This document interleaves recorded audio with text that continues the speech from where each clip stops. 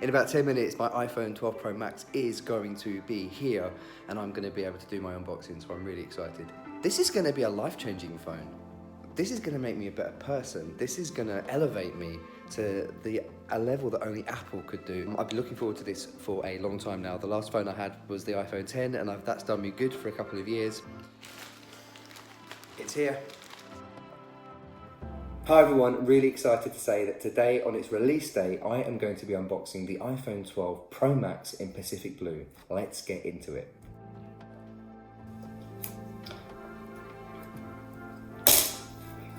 Let's take this off.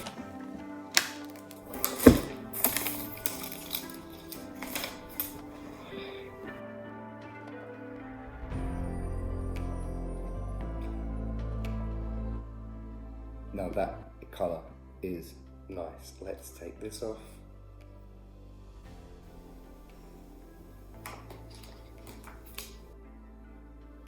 Put that to one side for the moment. So you no longer get the charging brick in here, as everyone knows already, but you still get Apple stickers.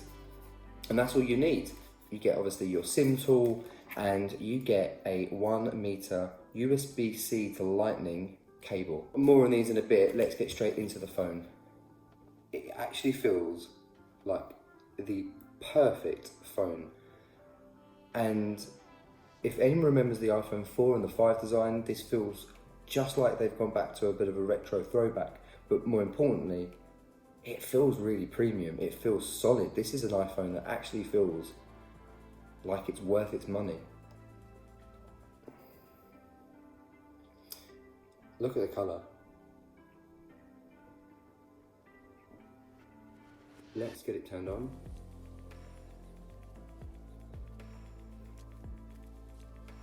So for comparison in size, I've got my iPhone 10 on the left and the iPhone 12 Pro Max on the right hand side.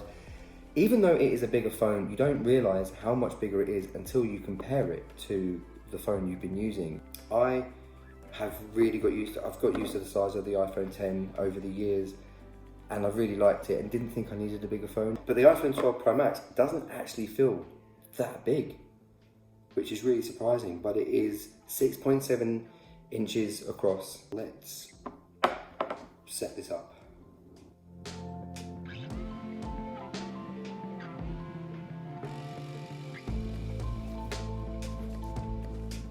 Enter passcode of your other iPhone.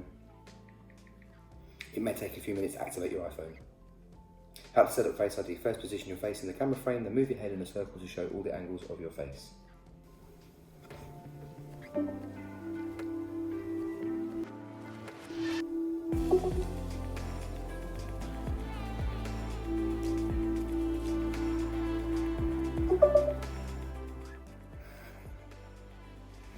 Face ID is now set up. Transfer your data. You can directly transfer your data during setup or finish downloading it later. So I've got two options. Transfer from iPhone, so from here to here, and it will take 1 hour and 45 minutes. Or I can download from iCloud and I can start using my phone in 15 minutes. I'm going to do that.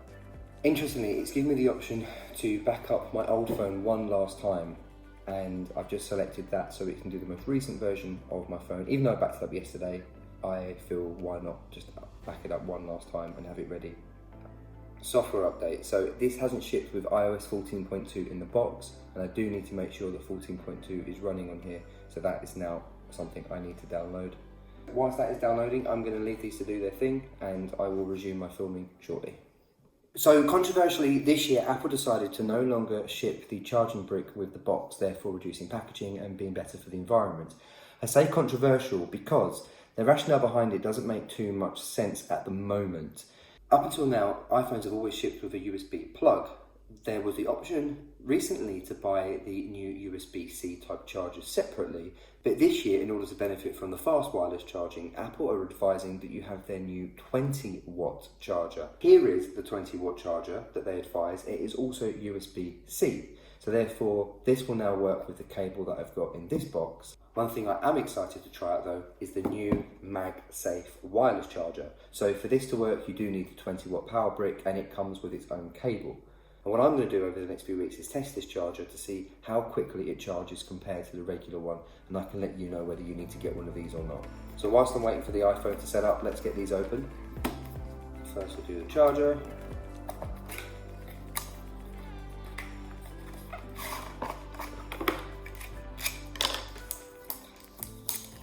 Even this feels like Apple paper. Clearly in the UK we get these kind of plugs, but it is a USB-C 20 watt adapter. The bit I have been looking forward to is the MagSafe charger.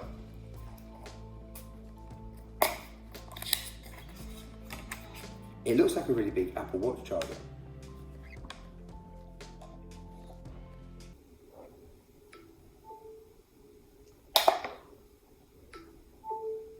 Did you hear that?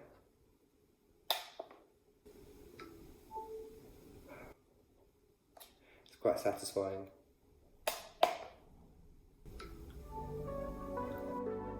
So, yeah, that's the MagSafe. It's not that sticky.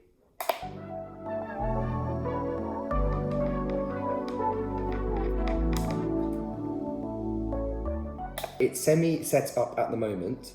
Initial impressions is that it absolutely feels perfect. So this is a complete throwback to that iPhone 4/iPhone 5 design that we used to have, and it really feels like the perfect phone. It doesn't feel too big, and comparing it back to the iPhone 10, it is a lot bigger, and my iPhone 10 now feels like an iPhone mini. But that being said, what I want to do is really get to use it over the next week and let you guys know what I really think.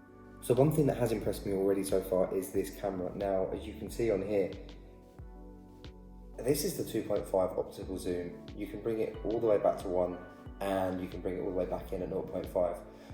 But see how quickly it can zoom right in.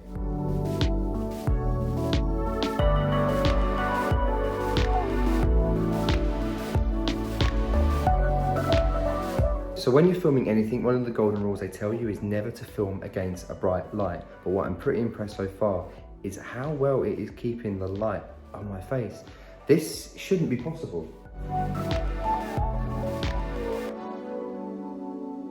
This is going to take filming to a whole new experience. Like, this should not be possible.